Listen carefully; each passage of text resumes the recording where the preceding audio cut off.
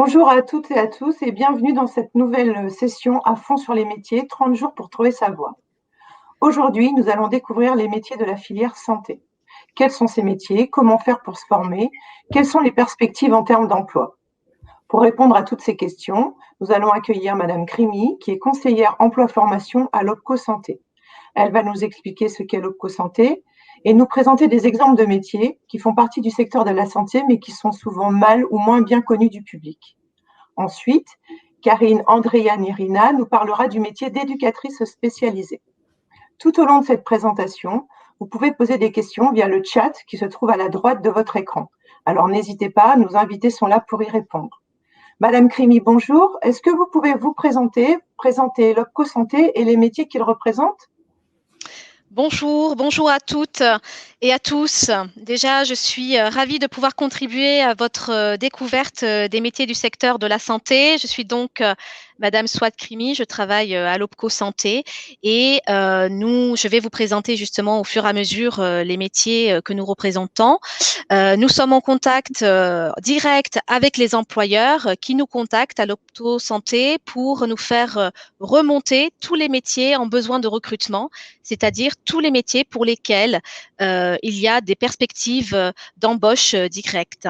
Nous représentons le secteur sanitaire, social et médico-social, le secteur de l'hospitalisation privée, donc c'est tout ce qui est clinique, maternité, hôpitaux privés, le secteur de la santé au travail et enfin le secteur du thermalisme. Alors, le secteur de la santé. Donc déjà, il y a la crise du coronavirus que nous traversons actuellement, qui a déjà bien mis en lumière les métiers de la santé. Tous les jours, vous entendez parler des aides-soignants, des infirmiers, des médecins. Ce sont tous ces personnels soignants qui ont été applaudis à 20 heures pendant le premier confinement, parce qu'ils étaient en première ligne et parce que ils ont un rôle essentiel au service des malades. Peut-être que cette crise du coronavirus a développé des vocations chez vous, mais en tout cas, sachez que en fonction de vos centres d'intérêt et de votre niveau de diplôme, vous avez le choix entre de très nombreux métiers. Il y a 90 métiers, pour être précise, au service des malades ou des personnes en situation très difficile. Alors, bien sûr, aujourd'hui, je ne vais pas détailler ces 90 métiers, mais je vais vous présenter les principaux métiers pour lesquels les employeurs nous disent à l'OPCO Santé, nous avons besoin d'embaucher des salariés. Classiquement sur le métier d'aide-soignant, mais pas que. C'est ce que vous allez voir aujourd'hui. Alors, la filière santé, nous avons 3 filières à l'OPCO Santé. Il y a la filière du soin, que nous allons détailler plus tard, mais il y a aussi la filière éducative et sociale. Là, c'est les travailleurs sociaux, les éducateurs spécialisés, par exemple, on va y revenir également. Mais il y a aussi, qui dit santé ne dit pas forcément, effectivement, les métiers médicaux. Il y a aussi tous les métiers administratifs qui permettent de gérer tous ces établissements de santé. Un dernier point d'introduction pour que vous sachiez d'entrée de jeu qu'avec les métiers du secteur de la santé, vous pouvez travailler avec tous les publics, les tout petits, les enfants, les ados, les personnes âgées, les personnes handicapées, qui soient des enfants ou des adultes. Donc voilà, d'entrée de jeu, il est intéressant, important de pouvoir vous l'expliquer pour que vous puissiez appréhender la suite de la présentation. Rentrons maintenant dans le détail de ces métiers qui recrutent. Alors, on va commencer par la filière que l'on appelle la filière des soins. Dans cette filière, on y retrouve les médecins. Sachez que le secteur de la santé a besoin de médecins généralistes. C'est notre médecin traitant. Ce médecin généraliste donc, peut se spécialiser et devenir médecin coordinateur. Donc, c'est des médecins qui travaillent dans les EHPAD. Que veut dire EHPAD? EHPAD veut dire établissement d'hébergement pour les personnes âgées dépendantes. Le secteur aussi recherche les médecins chefs de service. Donc, par exemple, un médecin chef de service d'un hôpital. À côté de ces médecins généralistes, il y a aussi des spécialistes. Ce sont les chirurgiens dentaires, ce sont les ophtalmos pour les yeux, ce sont les cardiologues pour les maladies du cœur, Ce sont aussi les psychiatres pour les maladies mentales. Donc, retenez ici, plus particulièrement, que le secteur a besoin de chirurgiens et d'anesthésistes. Donc, les anesthésistes sont chargés, par exemple, d'endormir un patient lors d'une opération chirurgicale. Donc, pour être clair, pour ces métiers qui nécessitent des études de médecine très longues, mieux vaut avoir un profil scientifique, aimer les sciences, et mieux vaut aussi avoir beaucoup de détermination, parce qu'il faut un bac plus 9 à plus 12 pour exercer ces métiers. Toujours dans la filière des soins, nous passons maintenant au métier du paramédical. Donc, para, ça veut dire autour, c'est-à-dire tous les métiers qui gravitent autour de l'activité des médecins. Et ces paramédicaux, d'ailleurs, travaillent à partir d'une prescription d'un médecin. Il y a des besoins de recrutement sur le métier de technicien, technicienne de laboratoire. Donc, ce sont des professionnels qui s'occupent de faire les prélèvements de sang, par exemple, ou les analyses comme des analyses d'urine. Pour exercer ce métier, il faut un bac plus 2 minimum. Il y a différentes façons d'accéder à ces formations, mais pour vous donner un exemple, vous pouvez aussi suivre le BTS, analyse de biologie médicale, donc avec un bac plus 2. Nous pouvons aussi retrouver dans ces métiers paramédicaux le manipulateur ou la manipulatrice en radiologie, donc qui s'occupe de faire des radios, des échographies ou des scanners. Ce sont des techniques d'imagerie médicale. Ça permet d'observer si les patients ont une fracture. Ça permet de vérifier la bonne santé aussi des poumons des fumeurs, par exemple, pour vous donner des exemples. Et pour accéder à ce métier, il faut un diplôme d'État de manipulateur en radiologie médicale qui s'obtient après un bac plus 3. Madame Crimi, une petite question. Pour ces métiers aussi, il faut avoir un profil un peu scientifique. Il vaut mieux avoir un profil scientifique, de toute façon, pour ces métiers-là. Ce n'est pas bloquant si on n'a pas de métier scientifique, mais effectivement, ça va être plus La peut-être. filière scientifique permet plus facilement Oui, peut-être de suivre les cours. exactement. D'accord. Autour de ces métiers paramédicaux, vous allez retrouver aussi l'agent de stérilisation. Donc, l'agent de stérilisation, lui, est chargé de décontaminer et de stériliser les équipements médicaux. Ce métier est accessible sans niveau de diplôme et on peut y prétendre avec un CAP ou un bac pro aussi. C'est un plus. Très bien. Passons maintenant au métier de la rééducation. On est toujours dans les métiers paramédicaux, mais qui visent à la rééducation.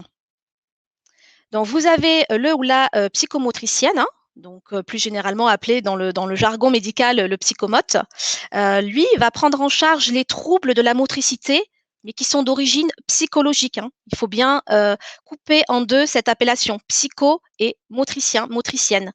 Par exemple, le psychomotricien ou la psychomotricienne va suivre les enfants, les bébés qui ont des absences d'interaction. C'est quand on essaie comme ça de faire rire un bébé qui sourit pas, il pleure pas, il n'a aucune interaction. Il va s'occuper aussi des troubles alimentaires. Donc les troubles alimentaires, c'est quand on mange trop ou pas assez, des troubles du sommeil. Et chez les personnes âgées, le psychomotricien va essayer de redonner un équilibre aux personnes qui sont un petit peu déséquilibrées au niveau de la marche. Ça concerne aussi souvent beaucoup les personnes âgées. Le psychomotricien va donc utiliser différentes techniques pour ce métier, comme des techniques de relaxation ou des techniques d'expression corporelle. Il faut un bac plus 3 pour exercer ce métier. Autre métier de la rééducation, il y a le masseur ou la masseuse kinésithérapeute, donc plus généralement appelé le kiné. Je pense que vous connaissez peut-être davantage ce métier. C'est de la rééducation par des massages manuels, mais aussi grâce à des appareils qui vont aider à faire ces massages.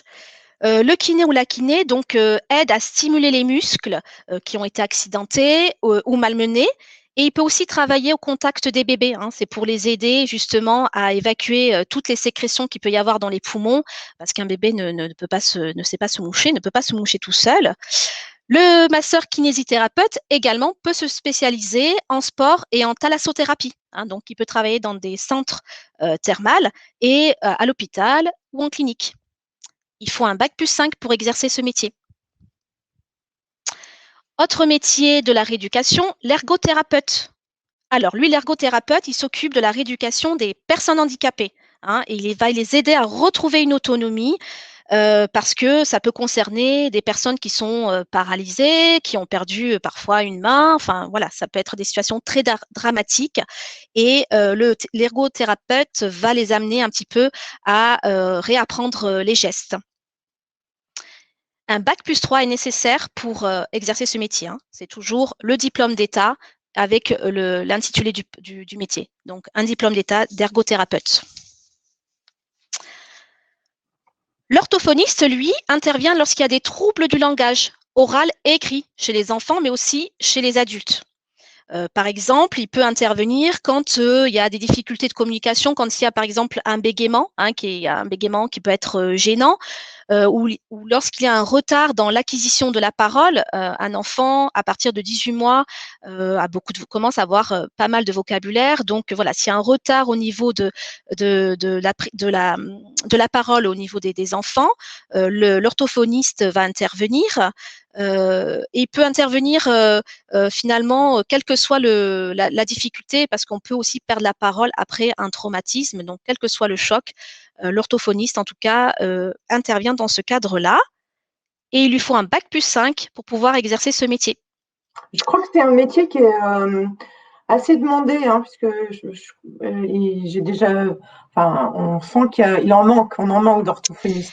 Exactement. Là, effectivement, je vous présente les métiers en forte demande de recrutement. Et l'orthophoniste, il y a des délais d'attente très importants. Donc, ce qui prouve bien que la demande est là, en tout cas. Et parce que ça peut être aussi des difficultés de prononciation, hein, pour les enfants qui apprennent, ou les adultes aussi. Et donc, tous ces professionnels que je vous décris là, hein, travaillent entre eux, hein. Il y a des interactions. Donc là, l'orthophoniste, lui, va travailler en interaction avec, pour les enfants en tout cas, les enseignants, avec le médecin, avec les pédiatres qui sont les spécialistes des enfants, etc. Donc enfin, pour ces métiers de la rééducation, nous pouvons retrouver l'agent thermal, donc qui est peut-être un petit peu moins connu, mais pour lequel il y a de forts besoins de recrutement. L'agent thermal, lui, exerce au sein d'un centre de thalassothérapie. Donc c'est de la rééducation, mais dans les piscines thermales. L'agent thermal s'occupe donc des patients qui sont suivis, c'est les fameuses cures thermales, hein, vous en entendez peut-être parler, et il va s'occuper des patients qui sont suivis dans ce cadre-là. Il va utiliser des techniques dites thermales, c'est-à-dire les jets, les bains et même jusqu'à la boue. Donc, il y a de nombreuses techniques utilisées dans ce cadre-là. Il n'y a aucune formation spécifique qui est requise pour devenir agent de thermalisme, hein. Si vous avez un CEP dans les filières du soin, c'est un plus. Il est possible après la troisième aussi de préparer un certificat de qualification professionnelle, un CQP. D'hydrotechnicien, ça s'appelle comme ça. Il y a 15 stations thermales en Nouvelle-Aquitaine, donc si vous êtes intéressé par ce métier, il faut aussi repérer où ces stations sont situées parce que ça suppose une mobilité peut-être géographique, ça veut dire de déménager, hein, pour être au plus proche d'un emploi et d'aller là où il y a l'emploi. Voilà pour les métiers de la rééducation. Passons maintenant au métier de psychologue, hein, qui est toujours un métier paramédical, et le secteur recherche des psychologues et des neuropsychologues. Donc, psychologue, je pense que vous savez ce que c'est, hein. Juste pour précision, ce ne sont pas des médecins, donc ils ne peuvent pas prescrire des médicaments, contrairement aux psychiatres, qui eux sont des médecins. Donc là, pour les psychologues, tout passe par la parole, hein, il accompagne les gens en mal-être. Le métier s'exerce après un bac+5, hein, qui donne le niveau master. Un psychologue peut exercer dans un hôpital, dans une clinique, dans une maison de retraite, dans des institutions spécialisées.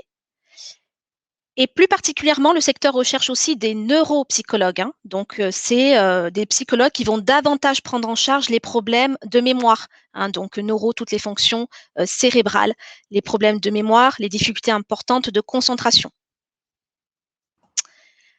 Ça Voilà pour... sous-entend que le neuropsychologue, il a un peu plus d'années de formation? Non, il a aussi un bac plus 5, mais ça suppose D'accord, que c'est une spécialisation. Mais d'accord. ça reste un bac plus 5, mais c'est une option supplémentaire. Bon. Voilà pour les métiers paramédicaux. Nous allons passer maintenant aux héros et aux héroïnes du quotidien, hein, tous ces soignants qui ont fait la une, hein, qui continuent à faire la une des journaux, les aides-soignants, les infirmiers, les auxiliaires puériculture, les ambulanciers, les agents de services de soins, les agents des services hospitaliers et les auxiliaires de vie à domicile. Alors, les aides-soignants et les infirmiers, je pense que vous entendez suffisamment parler, donc je ne vais pas beaucoup détailler. Juste, je vais vous préciser que pour les aides-soignants, il n'y a pas de condition de diplôme pour intégrer la formation et préparer donc le diplôme d'état d'aide-soignant qui se prépare en un an. À la sortie de la formation, vous avez un niveau CAP, BEP, hein. Donc CAP, on est bien sur les certificats d'aptitude et le BEP, donc brevet d'études professionnelles et les compétences d'aptitude professionnelle. Il faut être âgé au moins de 17 ans pour pouvoir entrer en formation. Pour les infirmiers, sachez simplement que 3 ans d'études sont nécessaires et qu'il y a également la possibilité de se spécialiser en puériculture, c'est-à-dire le soin des enfants, hein. Donc une expertise dans la prise en charge des bébés. On peut aussi se spécialiser en bloc opératoire. On peut aussi se spécialiser en pratique avancée. Donc là, ça demande un diplôme supplémentaire et ça donne des responsabilités supplémentaires, c'est-à-dire qu'on peut avoir le suivi de patients pour, par exemple, renouveler une ordonnance ou, par exemple, faire la prescription d'analyse, hein. Donc, on est plus dans le champ des médecins, mais grâce à ce diplôme, on peut aller sur ces missions-là quand on est infirmier. Tout ça, c'est pour vous donner des perspectives d'évolution parce qu'aujourd'hui, ce qui est intéressant, c'est si possible, quand vous rentrez dans un métier, pouvoir d'emblée identifier les perspectives d'évolution parce qu'un métier, on ne l'occupe pas forcément toute une carrière comme il fut un temps. Donc, c'est intéressant de pouvoir se dire, OK, je peux occuper ce métier pendant 3 ans, 5 ans et après, je peux aller vers autre chose et je peux évoluer dans ma pratique professionnelle. Ça, c'est valable pour tous les métiers. Tous les métiers ont des logiques d'évolution professionnelle.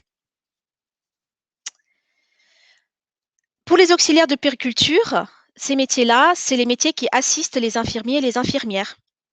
Alors, ça permet d'assurer les soins d'hygiène, les soins autour de l'alimentation, le confort et les activités d'éveil des bébés.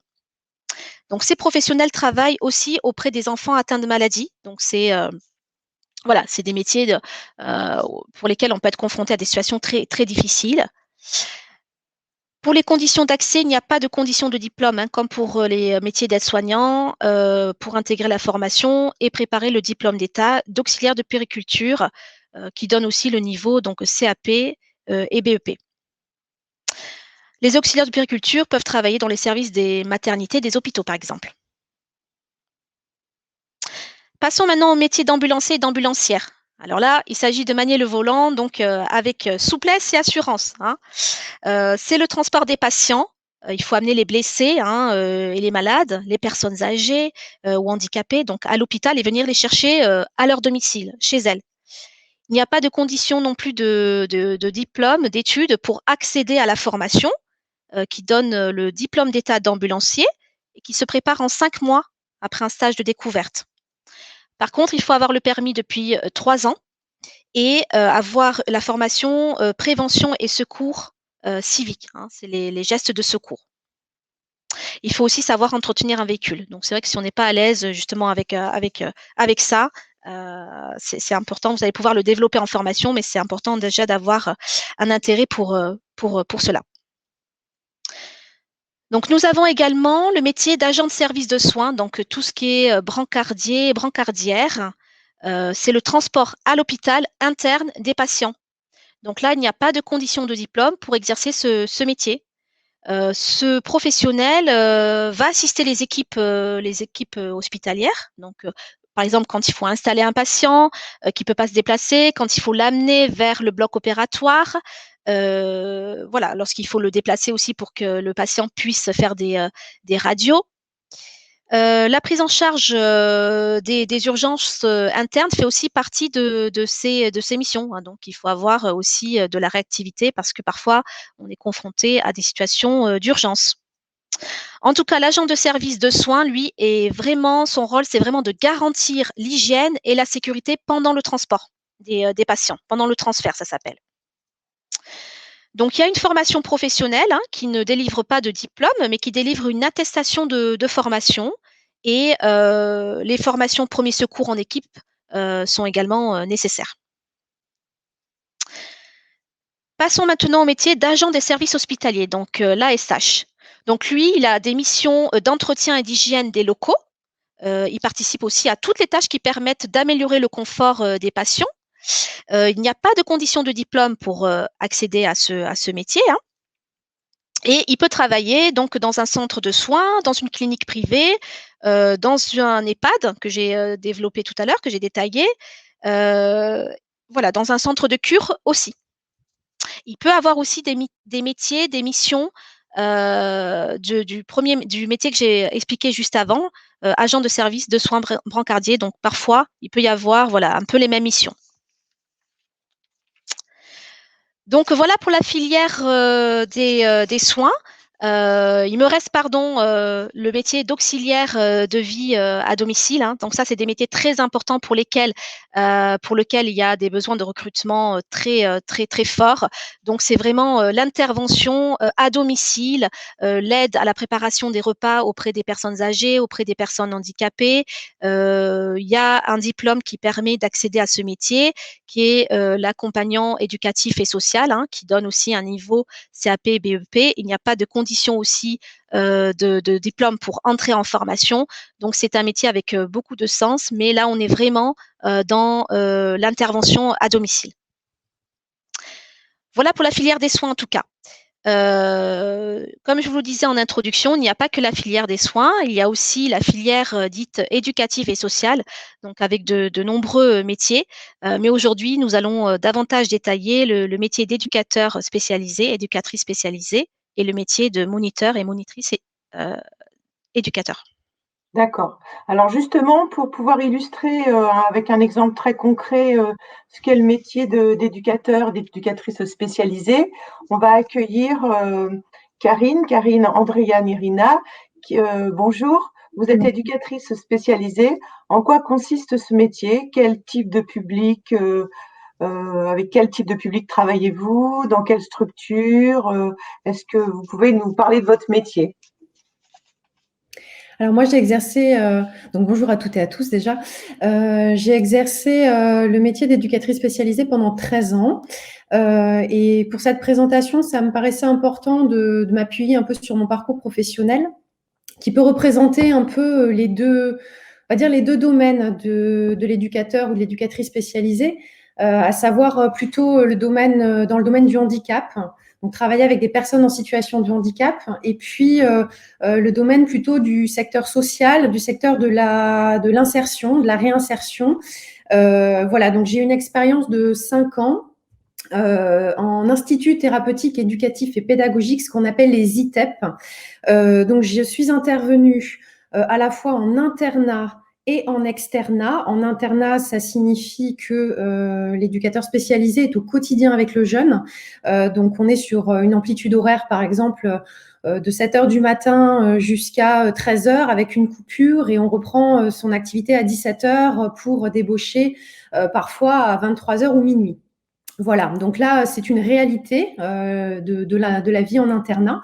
Ensuite, la partie externat, ce dont je vous parlais, c'est qu'on est toujours dans la même structure, mais on intervient plutôt la journée, donc pendant le temps scolaire des enfants. Et à ce moment-là, on travaille en binôme et en partenariat, bien évidemment, avec les enseignants spécialisés qui sont dans la structure. Donc là, je vous parle bien de la structure ITEP, Institut thérapeutique éducatif pédagogique. Donc, comme vous avez compris, on travaille avec des enfants, donc avec plutôt des enfants à partir de 4-5 ans jusqu'à l'adolescence, garçons, filles. Et à ce moment-là, l'ITEP accueille des enfants qui présentent des troubles du comportement. Donc, pour se représenter vraiment d'une manière très globale, les troubles du comportement, ce sont des enfants qui ont du mal à gérer leurs émotions et qu'il faut accompagner à ce moment-là parce que ça peut exploser, hein, comme on peut dire au niveau émotionnel. Donc il faut les accompagner et ils ne peuvent pas être scolarisés quand ils sont en ITEP dans des écoles ordinaires parce qu'ils sont bien souvent dépassés par ce qui se passe en eux. Voilà. Je précise aussi que en ITEP et comme dans toutes les autres structures, l'éducateur spécialisé ainsi que le moniteur éducateur ne travaillent pas seuls. Nous travaillons en équipe. Donc, en ITEP, par exemple, Madame Crimi vous a présenté les psychomotriciens, psychologues, orthophonistes. On travaille avec les enseignants. On peut être amené à travailler avec les assistants sociaux. Voilà ce que je peux vous dire un petit peu sur moi, ce parcours de 5 ans en ITEP. Et ensuite, j'ai eu l'opportunité d'intégrer un service donc d'action éducative en milieu ouvert, ce qui s'appelle l'AEMO, communément un service d'AEMO. Et donc là, on bascule plutôt dans le champ social. On est plutôt du côté de la protection judiciaire. Alors, on n'est pas dans la prévention, on est véritablement dans la protection judiciaire puisque j'avais pour mission toujours, en équipe, bien évidemment, mais quand je me déplaçais pour aller rencontrer les jeunes et leurs parents, j'étais seule à ce moment-là, j'avais pour mission d'accompagner ces familles qui venaient de voir le juge des enfants et qui leur demandaient d'être contraints à cette mesure judiciaire parce qu'ils avaient besoin d'aide. Et l'idée, c'est de protéger les enfants. Donc, ça peut être protéger les enfants parce qu'il y a un absentéisme scolaire. Ça peut être protéger les enfants, alors un absentéisme scolaire qui est répété, qui est régulier, qui peut mettre en danger le projet d'un enfant et son évolution. Après, on peut être sur des problématiques associées, des parents qui peuvent souffrir, alors soit, je vous donne des exemples, soit d'alcoolisme, on peut avoir des problèmes de toxicomanie, il peut y avoir aussi de la violence, clairement. Et donc, l'idée, c'est de faire en sorte que ces enfants restent le plus longtemps possible auprès de leur famille, restent dans leur famille et d'éviter ce qu'on appelle les placements. Voilà, de placer ces enfants dans des foyers, dans ce que vous pourrez entendre, donc les MEX, les maisons d'enfants à caractère social. Ça, c'est une autre structure qui accueille des enfants qui ne peuvent pas rester dans leur famille. Voilà, moi, ce que je peux dire, donc là, je ferme un petit peu la parenthèse sur mon parcours. Ce qui me paraît important de vous dire, c'est que donc le métier d'éducateur spécialisé ou de moniteur éducateur, c'est un métier donc de l'accompagnement.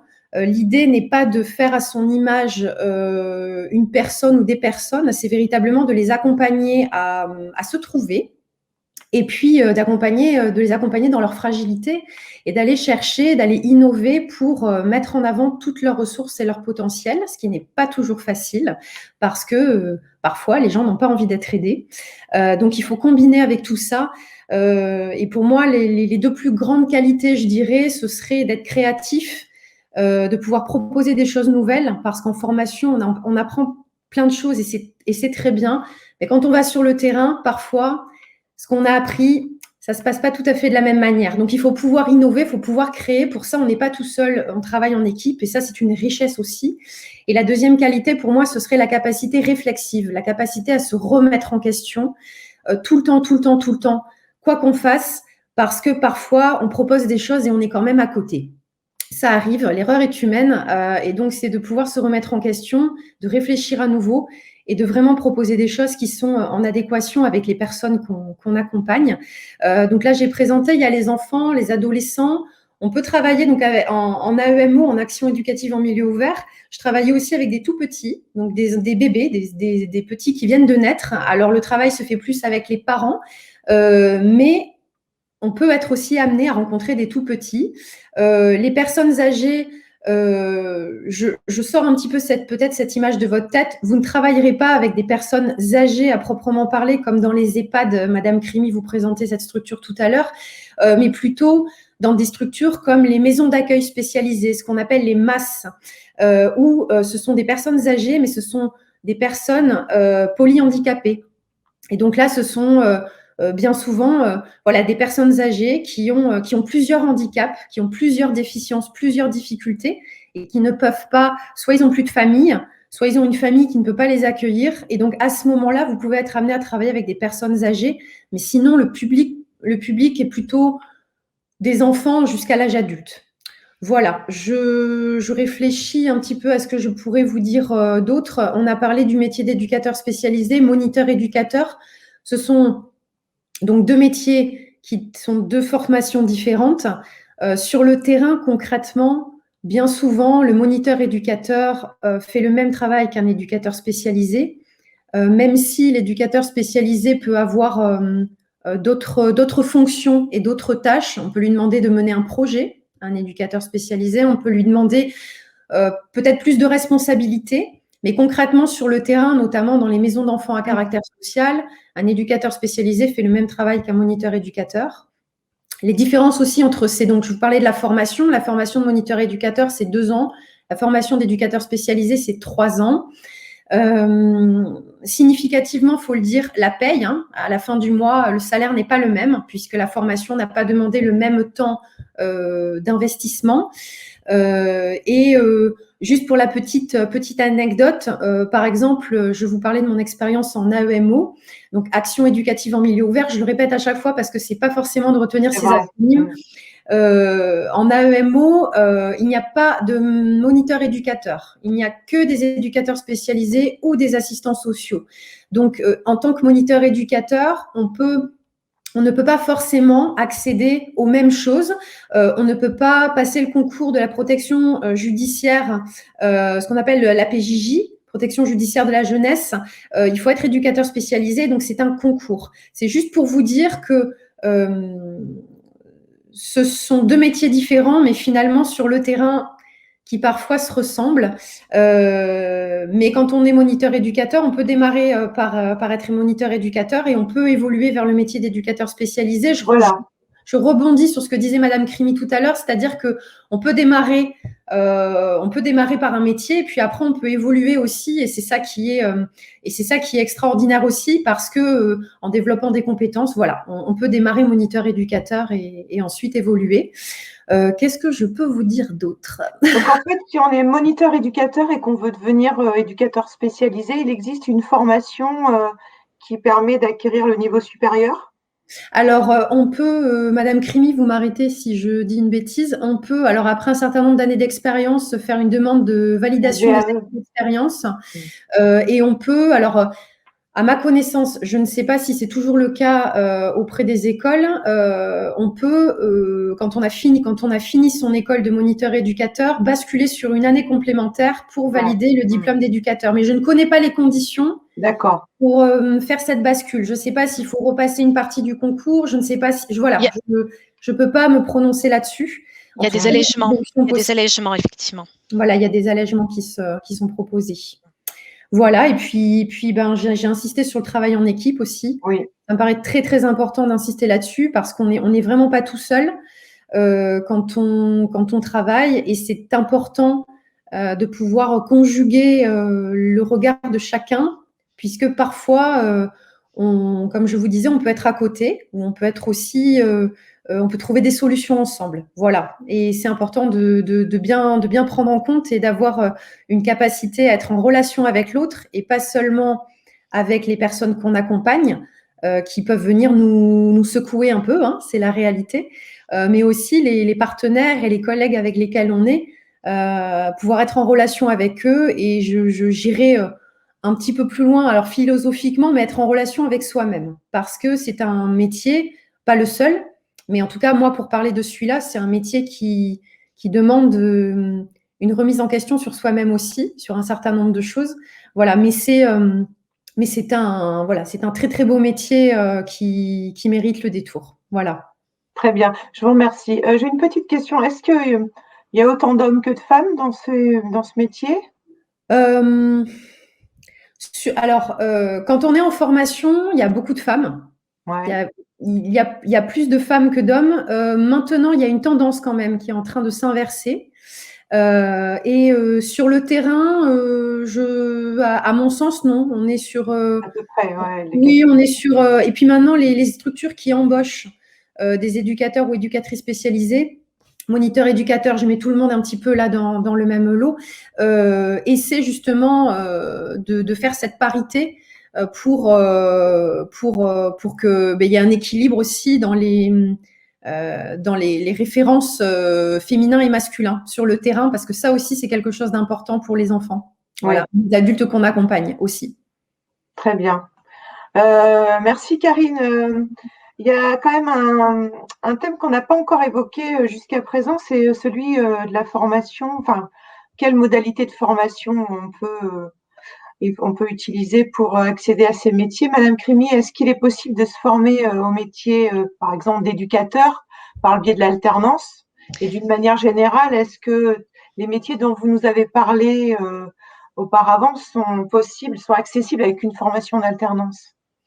Ils sont parfaitement accessibles en alternance, que ce soit donc le métier d'éducateur spécialisé, le métier de moniteur éducateur qu'on vient tout juste d'évoquer, le métier d'infirmier, le métier de kinésithérapeute, le métier de psychomotricien, d'auxiliaire de puériculture, aide-soignant. Voilà, tous ces métiers sont accessibles en alternance.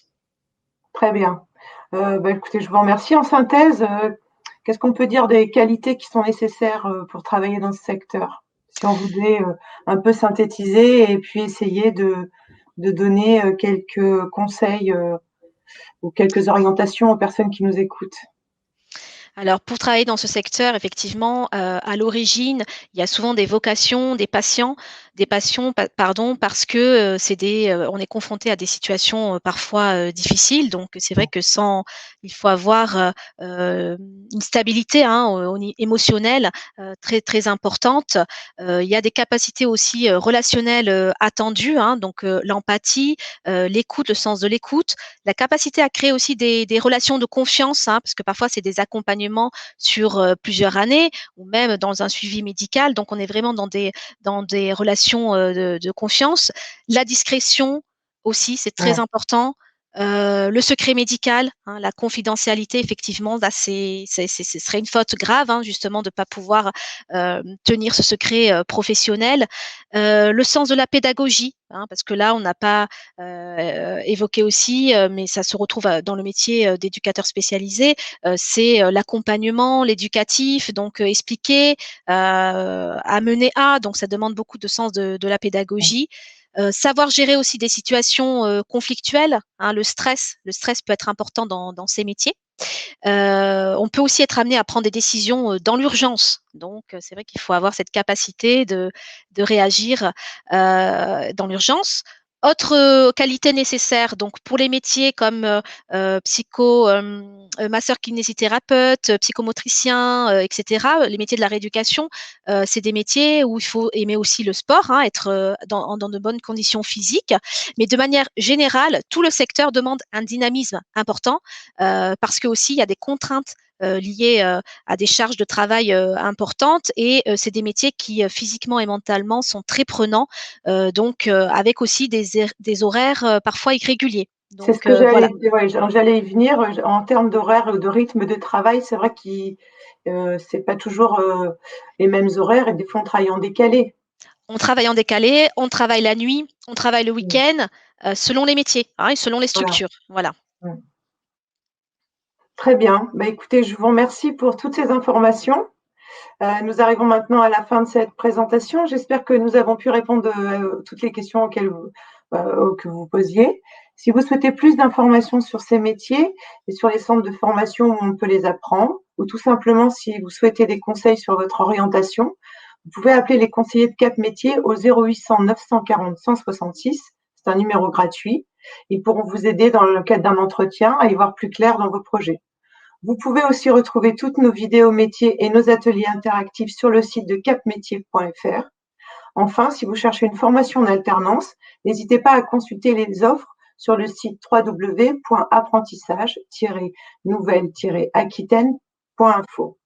Pour ceux et celles que ça intéresse, on se retrouve lundi pour découvrir de nouveaux métiers comme les métiers du bâtiment, les métiers de l'animation et le métier de pilote de machines agricoles.